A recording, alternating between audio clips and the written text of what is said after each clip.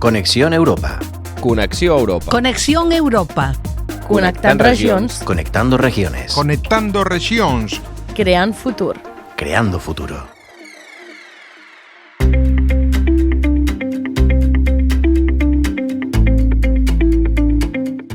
Bienvenida y bienvenido a Conexión Europa. Hoy vamos a hablar de un fenómeno que ya no pertenece al futuro, sino que forma parte de nuestro presente. Por desgracia, el cambio climático. Hablamos de sequías más prolongadas, lluvias torrenciales, incendios forestales, olas de calor cada vez más intensas, fenómenos que afectan a nuestras ciudades, a nuestros pueblos, a la agricultura y a la forma en la que vivimos.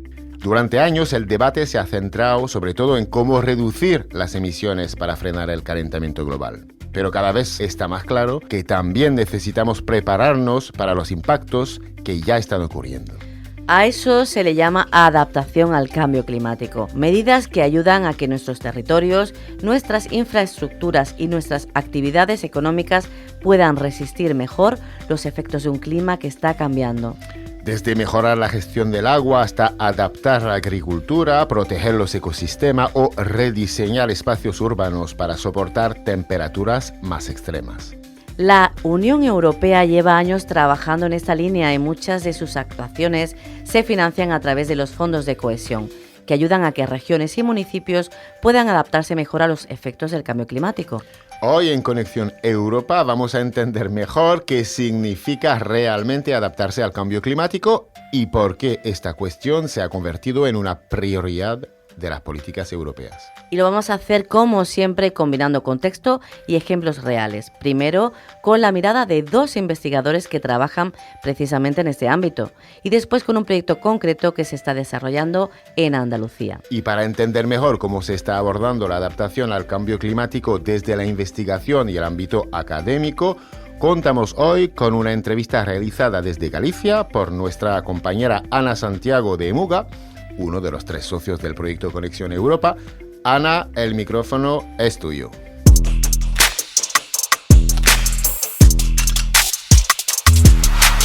En Conexión Europa hablamos hoy de políticas de cohesión de la Comisión Europea en adaptación al cambio climático. Y lo vamos a hacer con el valor añadido de la perspectiva investigadora, en este caso la de Armand Hernández y Roberto Bao. Ellos son profesores de la Facultad de Ciencias de la Universidad de A Coruña, profesores de Xeodinámica Externa y de Paleontología, respectivamente, y que además forman parte del GRICA, el Grupo de Investigación en Cambio Ambiental. Bueno, buenos días, bienvenidos. Muchas gracias por participar en Conexión Europa. Buenos días. A lo mejor deberíamos empezar la entrevista pues intentando aclarar un poco a qué nos referimos cuando hablamos de adaptación al cambio climático. Sí, ¿no? A veces es una cosa muy amplia, ¿no? Adaptación al cambio climático y no queda claro. Yo entiendo que adaptación al cambio climático es cómo los diferentes ecosistemas o, en este caso, la humanidad, el ser humano, se adapta a este cambio climático tan rápido, ¿no? Y entonces, para valga la redundancia de definir adaptación con adapta, ¿no? Pero cómo podemos combatir este cambio climático para protegernos, ¿no? Eso sería adaptación al cambio climático, para tener una vida mejor respecto a las consecuencias de este cambio climático. El cambio climático está ahí, es una realidad objetiva y hay que tomar medidas a futuro, ¿no? Sí, es eso, exacto. Y más pronto que tarde, claro, porque va muy rápido. Aunque no nos lo pensemos, aunque no lo parezca, va muy rápido. Sobre todo si lo comparas con otros cambios climáticos del pasado, ¿no? Pero este, que es de causa antropogénica, ¿no? Por culpa del ser humano, pues va muy rápido. La Unión Europea, la Comisión Europea, pues se prepara precisamente para eso y uno de sus puntos principales es precisamente trabajar para que la adaptación al cambio climático sea posible. ¿En qué medida estas políticas están escuchándos, incorporando la investigación científica a todas estas políticas que están preparando sobre cambio ambiental y riesgos climáticos. Sí, yo creo que sí. Evidentemente se está haciendo caso a la comunidad científica, quizá no tanto como se debiera, pero todas estas políticas de adaptación al cambio climático, esa realidad que tenemos hoy en día, pues tienen su origen precisamente en los informes que hemos elaborado los científicos, ¿no? Entonces, sí, quizá uno podría ser más o menos crítico dependiendo de en qué ámbito geográfico se mueva, ámbito geográfico o geopolítico, que ahora está tan de moda esta palabra, y se puede, según el ámbito, digamos, hacer más o menos caso a los científicos. Hoy en día, por ejemplo, estamos viviendo tiempos turbulentos donde un país como es Estados Unidos se está volviendo atrás, y yo creo que, por ejemplo, que en Europa estamos bastante bien dentro de lo que cabe, ¿no?, en ese sentido, aunque podamos ser más o menos críticos. Pero sí, creo que sí, que en general se está haciendo algo de caso, al menos. ¿Podrías definir, así en grandes rasgos, ¿no?, o papel de estas políticas de cohesión de la Unión Europea precisamente en este tema, en la adaptación al cambio climático? Temas como descarbonización, por ejemplo, o ir hacia energías limpias. ¿Cómo veis esta...? Sí, a ver, claro, el cambio climático es un problema global, ¿no? Entonces, que se tomen medidas en Europa, pues sí. A mí me parece que Europa es punta de lanza, ¿no?, en esto y ejemplo a seguir.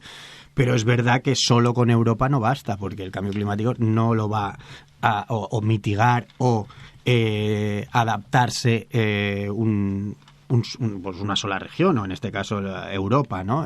Tiene que ser una cosa a nivel global, pero sí que puede servir de ejemplo, ¿no? Las medidas que se toman en Europa deben servir de ejemplo para otros países, otras regiones, otros continentes, ¿no? Donde a lo mejor van un poco más atrás, o incluso hay una involución, como decía Roberto. En cuanto a la pregunta que decía él antes, ¿no?, o la respuesta que daba él antes, yo lo que sí que veo es que cada vez se hace más caso a la ciencia, ¿no? Antiguamente, la cosa era con cuentagotas. Ahora ya sí que hay muchos más informes, mucha más transferencia de conocimiento hacia la administración pública, en este caso hacia Europa, por ejemplo, y más en nuestro caso, que tú has dicho que somos de geodinámica externa y de paleontología, que estudiamos más el clima del pasado, ¿no?, para darle contexto a lo que está pasando ahora. También se está incorporando nuestro proyecto que tenemos ahora de Plan Nacional, comparten fondos europeos también, es de estudio del clima del pasado, ¿no?, para entender el presente, y eso cada vez se da más. En el último IPCC, por ejemplo, que es el informe que se hace de Naciones Unidas sobre el estado del clima, la paleoclimatología ya se incorporó como un todo, no solo como un rinconcito que quedaba ahí, ¿no? Entonces, cada vez se están incorporando más cosas y más campos a lo que es a la lucha contra el cambio climático o la adaptación al cambio climático. Conocer cómo funcionaban algunas cosas en el pasado ayuda a evitar problemas futuros, ¿no? Porque hay muchas zonas que son muy susceptibles a tener muchos problemas ambientales, como es en el caso de Galicia, por ejemplo, pero en general toda Europa está viviendo problemas de adaptación, precisamente, ¿no? Y por eso es tan importante que haya... Sí, nosotros... Sí, todo lo relacionado con eventos extremos, que conoce muy bien Armand, sin duda es un problema que cada vez va a ser más preocupante y para el cual hay que establecer medidas de adaptación basadas en el conocimiento científico, ¿no? Sí. A nivel Europa, va a haber cambios significativos entre, claro, lo que ahora es la zona del Mediterráneo, igual cada vez se parece más a zona del norte de África, no del Mediterráneo, sino de la zona más del Sáhara, ¿no? No digo que vaya a ser un desierto, pero sí que cada vez va a ser más parecido. Igual que zonas más del norte, incluso ya de Europa, pero también de Galicia, que en nuestro caso nos coge más cerca, y es el proyecto que nosotros tenemos, ¿no? el proyecto Mediatic, que hablamos un poco de la mediterranización del clima de Galicia. ¿Eso va a pasar? Bueno, pues puede pasar, no tenemos la certeza, pero hay que estar preparados y en eso tienen que consistir las políticas de adaptación al cambio climático, y nosotros estudiamos si ha pasado antes y cómo los ecosistemas se adaptaron y, por tanto, cómo nos tendremos que adaptar nosotros. ¿Detectáis carencias o limitaciones en el diseño de estas políticas que se están llevando adelante? Por ejemplo, pues fallos de coordinación o que no se realicen evaluaciones de impacto pues a tiempo, por ejemplo, ¿no? O que haya continuidad, porque a veces el ritmo político no es el mismo que el ritmo de la investigación. Yo siempre digo, soy particularmente sensible con la falta de concienciación popular, ¿no?, acerca de estos problemas, y creo que ahí a lo mejor hay un fallo por parte de la administración de hacer llegar el mensaje, ¿no?, correctamente, y además pues en un tiempo en el que somos tan propensos a creernos cualquier bulo, ¿no?, que nos digan. Ahora, bueno, en estas semanas yo mismo me he creído el bulo de que la EMET había pronosticado un invierno seco. Y tuvo que desmentirlo la EMET. No hay tal afirmación, ¿no?, por parte de la EMET, que se hubiese hecho, pues no sé, pues en el mes de septiembre o agosto, ¿no?, o octubre, cuando fuese, ¿no? Entonces, yo creo que eso es algo muy importante, ¿no? Tiene cualquier tipo de política y de transmisión tiene que ser efectiva, ¿no?, verdaderamente efectiva. Y yo creo que por ahí la administración está fallando. Yo soy particularmente sensible con ese tema. No sé si hay otras. Roberto habla de arriba abajo y yo voy a hablar de abajo arriba, ¿no? Voy a cambiar el sentido, ¿no? Él dice de política a ciudadanía y yo pues de ciencia a política, ¿no? Yo creo que no sé si es una carencia, pero los ritmos son distintos y el lenguaje es distinto, ¿no? Entonces la ciencia va a un ritmo y las políticas van a otro ritmo. Entonces es difícil adaptar las políticas a lo que dice la ciencia, porque la ciencia necesita su tiempo, ¿no? Los proyectos de investigación son largos, no tenemos certezas absolutas muchas veces, ¿no? Y los políticos quieren esa certeza para aplicar esas políticas y a veces pues es difícil, ¿no? Incluso el lenguaje. Nosotros generamos muchas publicaciones en revistas especializadas, pues los políticos no se van a leer esas publicaciones que nosotros hacemos. Entonces, esa transferencia del conocimiento, ahí a veces, entre los ritmos y los lenguajes, no son fáciles. Luego, eso sí que está ligado con lo que decía Roberto, de la cultura científica, ¿no? Nuestros políticos creen en la ciencia, la clase política se toma en serio la ciencia y, por lo tanto, los resultados que tiene la ciencia. Yo creo que en Europa, en general, sí, y cada día más, pero aún hay camino por recorrer, sí. Pero sí es cierto que también se ha mejorado muchísimo la comunicación desde los científicos hasta a la administración. Hace 20 años esto era inimaginable. Se ha mejorado muchísimo, ¿no?, los canales de comunicación. Como que estemos aquí ahora mismo, por exactamente, ejemplo. exacto. Y salgamos de la universidad para venir a hacer una entrevista como esta. ¿Qué le diríais desde la investigación científica? ¿Qué le recomendaríais a la Comisión Europea para atinar en este tema? Una pregunta difícil, claro. En primer lugar, que sigan escuchando. Como los exámenes. Sí, que tú le efectivamente. Quizás sí, que se abran todavía más, ¿no?, la vía de comunicación entre científicos y administración responsable. Y que aunque a veces, claro, tenemos esa inmediatez, ¿no?, y las políticas tienen que ser inmediatas y atrevidas, ¿no? Un ejemplo que pongo yo siempre es el del agujero de la capa de ozono. Cuando yo doy mis charlas, parecía que era imposible que se mejorase, cambiar la industria de los aerosoles y que entonces utilizasen unos gases en vez de otros y que eso iba a ser la ruina y tal. Y no, es un ejemplo de que ha funcionado. Y el agujero de la capa de ozono se ha ido cerrando por tomar medidas y políticas atrevidas. Pues hay que hacerlo también, ¿vale? Hay que tomar políticas porque está aquí esto ya y hay que ver que es una realidad, no solo basadas en... Claro, eso es lo que a mí me gustaría, no solo basadas en parámetros económicos, que ya sé que el mundo se rige así, sino también por parámetros científicos y ver, tomar ejemplo de esos casos que han sido de éxito, ¿no? Muy bien, pues muchísimas gracias, Armand y Roberto, por acompañarnos en Conexión Europa.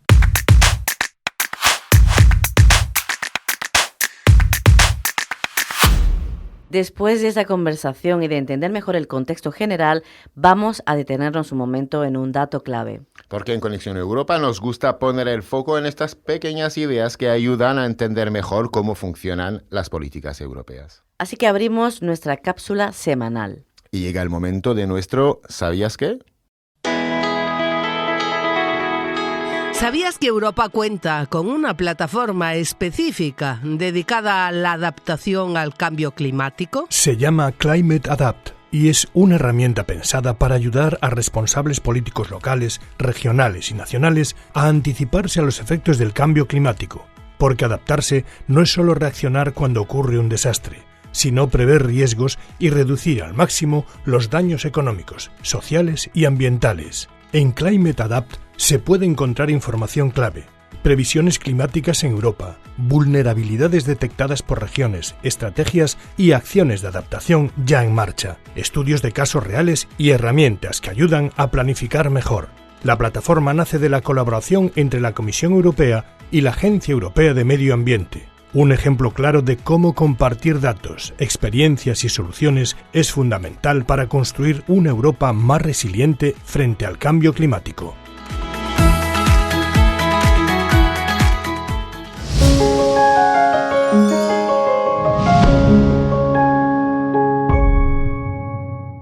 Y ahora que ya conocemos mejor cómo se están diseñando las estrategias de adaptación al cambio climático en Europa, toca bajar al terreno.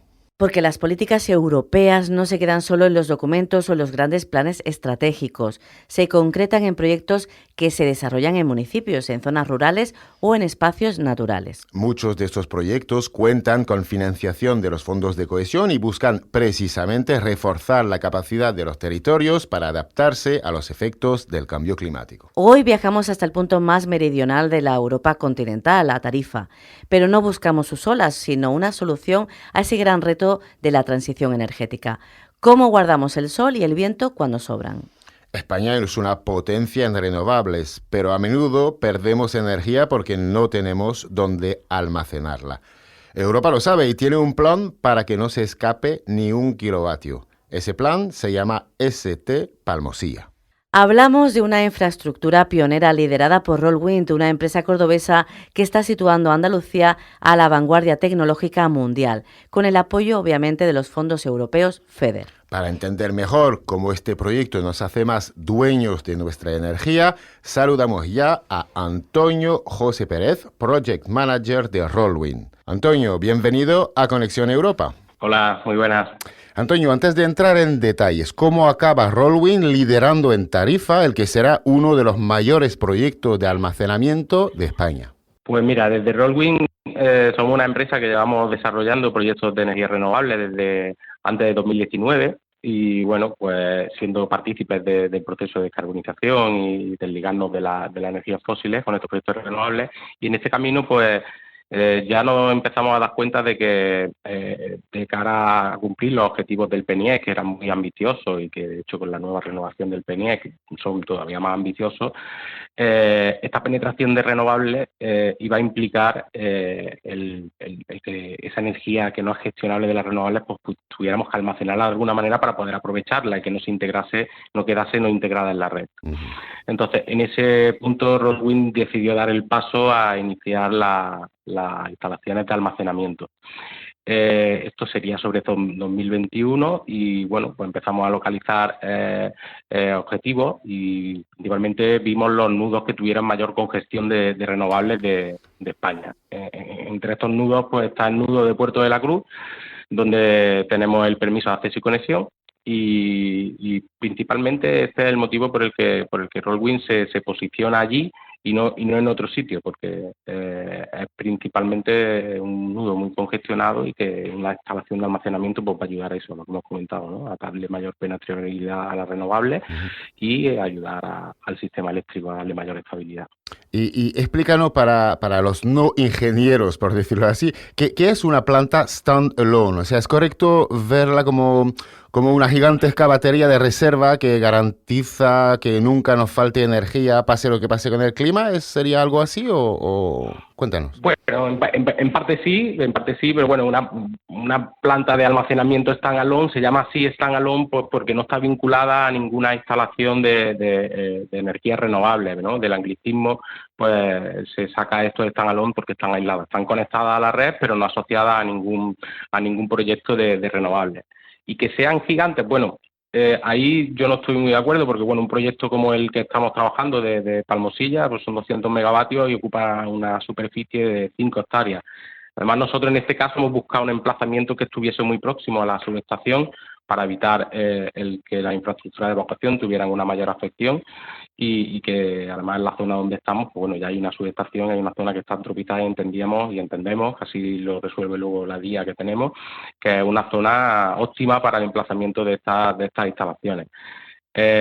Y bueno, por dar un dato más sobre lo de gigante, voy a decir un poco un dato así genérico que a la gente seguramente pues lo puede palpar, la densidad, ¿no? de ocupación de una planta de baterías, pues en este caso nosotros ocupamos 5 hectáreas, como he dicho, que sería una densidad de 2 hectáreas y media por cada 100 megavatios, mientras que una instalación de renovables como una fotovoltaica, pues necesitaría para 100 megavatios unos 150 hectáreas, es decir, unas 60 veces más ocupación para la fotovoltaica que para estas instalaciones de baterías, ¿no?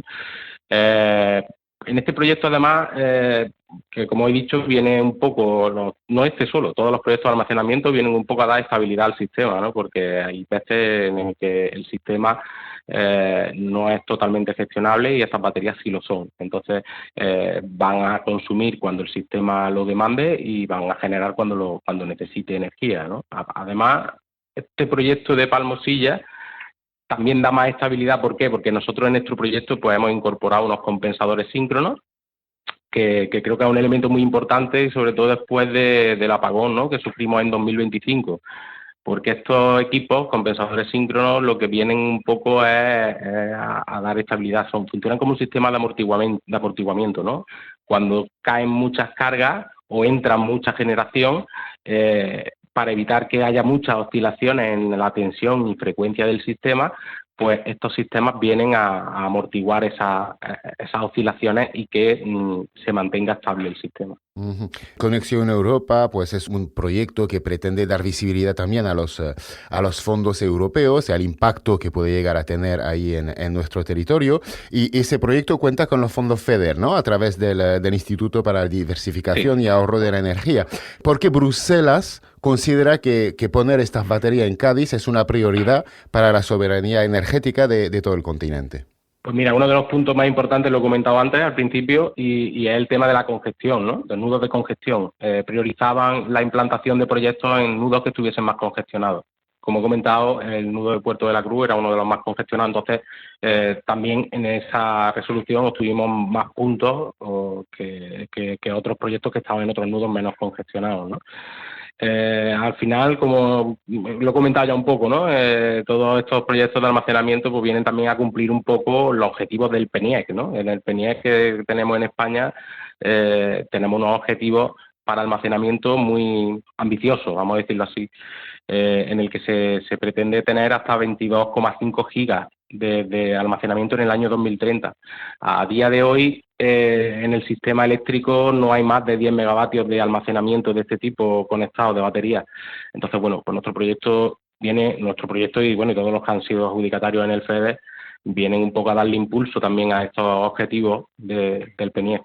Y hablando, bueno, del tema de la seguridad, de energía limpia y demás, ST Palmosilla tiene la declaración de impacto ambiental favorable, pero bueno, sabemos que el entorno es sensible, ¿no? Entonces, ustedes usan baterías de litio ferrofosfato y es cierto que son más seguras, más limpias. ¿Qué pasará con ella cuando termine su vida útil dentro de unos años? Pues, a ver, las baterías de litio ferrofosfato, los litio ferrofosfato, pues son las que están más probadas, las que están más desarrolladas y las que menos riesgos de vertidos tienen, porque tienen la menor componente líquido, es decir, casi todo lo que tienen es componente sólido. Entonces tienen mayor estabilidad térmica, un menor riesgo de fuga térmica o incendio, por lo que la mayor parte de proyectos se decantan por el litio ferrofosfato y no contienen cobalto, que sí que son materiales más pesados y tóxicos. Entonces, nuestro proyecto va encaminado a tecnologías más probadas, más estudiadas y que se están desarrollando más. Y luego, con respecto a la final de la vida útil, pues sí, la normativa europea, hay un reglamento europeo de baterías que ya establece un poco, ¿no?, cuál es la gestión y la gestionabilidad que tiene que darse a toda la batería una vez al final de su vida útil. Tiene un proceso de recogida y reciclaje que es obligatorio por este reglamento y que tendrán que cumplir todos los que tengan una instalación de este tipo. Bueno, lo mencionaste antes, hablamos de 200 megavatios. ¿A cuántos hogares podría dar servicio ese sistema si hubiera un problema en la red? Pues en este caso 200 megavatios es la potencia, pero de energía almacena hasta 4 horas, es decir, una total de energía de 885 megavatios hora. Esto es equivalente a dar servicio anual como a 90.000 hogares. Esto, por extrapolarlo a tarifa, que es donde se encuentra, sería como el consumo anual de 4 años del término municipal de Tarifa, o si nos vamos al entorno más cercano del campo Gibraltar, ahí estaríamos en el 30 y tantos % seguramente de la energía total consumida en el campo de Gibraltar. Aquí el principal beneficio del vecino, pues principalmente puede ser en el empleo, ¿no? Que crearemos puestos de trabajo durante la construcción, muchos de ellos se espera que sean locales, muchos empleos indirectos mediante empresas del entorno que tengan que trabajar para la construcción. Y aquí la estimación que tenemos son de unos 200 empleos durante la fase de construcción y luego de forma indirecta o directa se mantengan alrededor de unos 50 empleos asociados a este proyecto, ¿no? Y nuestra idea, como digo, es que muchos sean locales. Vamos a lo que nos importa a todos también, el bolsillo. ¿Cómo ayuda este almacén a que la factura de la luz sea más barata y a que dependamos menos del gas que compramos fuera? A ver, esto es más complejo todavía, porque el sistema eléctrico español, pues bueno, funciona de cierta manera en la que, bueno, el almacenamiento sí que es verdad que va a venir a ayudar a, como hemos dicho, a que haya más penetración de renovables. De hecho, se está impulsando, como hemos dicho, por el PNIEC, por los fondos FEDER y de Europa, para darle mayor penetrabilidad y eficiencia a las redes existentes. Pero no te puedo decir un número, sí te puedo decir que puede bajar, que si ahora mismo estamos en 15 céntimos el kilovatio hora, pues si la energía, por tal como funciona el sistema eléctrico, que las renovables son mucho más económicas que las convencionales, mientras más renovables haya en el sistema, pues el precio de la energía va a bajar. ¿Cómo aumentamos las renovables? Pues a día de hoy, con la infraestructura que tenemos, necesitamos de almacenamiento para que estas renovables no tengan unos porcentajes de vertido, es decir, de energía no vertida a la red, ¿no? Que hasta 2023 estábamos en torno al 3%, pero en estos últimos años, con el ingreso de bastante energía renovable, ya estamos teniendo meses en los que hay hasta un 10% de energía que se podría haber generado por esos parques renovables y que no ha sido integrada en el sistema porque no había cómo consumirla, ¿no? En este caso, si tuviésemos esos objetivos de 22 gigas y medio que marca el PNIEC para baterías, seguramente esa energía se podría haber generado, almacenado y luego haberla usado en otros momentos en los que usamos otro tipo de tecnologías convencionales, hablamos del gas, hablamos del carbón, hablamos de nucleares, que también hubiesen ayudado a bajar el precio de la luz, porque como digo, como está montado el mecanismo del mercado eléctrico, en la entrada de renovables hace que sea barato porque el coste es más económico que pues, las energías convencionales. Creo que nos ha quedado muy claro. Antonio José Pérez, Project Manager en Rollwind, muchísimas gracias por acompañarnos y ayudarnos a traducir ese hito tecnológico a un lenguaje que todos entendemos. Pues muchas gracias a vosotros.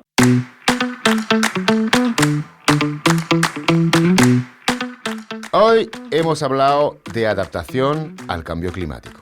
De cómo prepararnos para un futuro en el que fenómenos como sequías, inundaciones o temperaturas extremas serán cada vez más frecuentes. Hemos visto también cómo la Unión Europea está impulsando esta adaptación a través de sus políticas y de los fondos de cohesión. Y cómo esos fondos permiten que proyectos concretos como el que hemos conocido hoy ayuden a los territorios a ser más resilientes frente a esos desafíos climáticos. En el próximo programa seguiremos hablando de sostenibilidad, pero desde otro punto de vista muy cercano a nuestra vida cotidiana. Y es que nos vamos a centrar en el consumo responsable, en cómo nuestras decisiones como consumidores también influyen en el medio ambiente, en la economía y en el futuro de nuestros territorios. Hoy han estado contigo al micrófono Guillermo Butó y Sonia Morales, con la realización técnica de Nuria González. Gracias por acompañarnos en Conexión Europa. Hasta el próximo programa. Adiós. Conexión Europa es un proyecto apoyado por la Comisión Europea. Más información en conexioneuropa.org.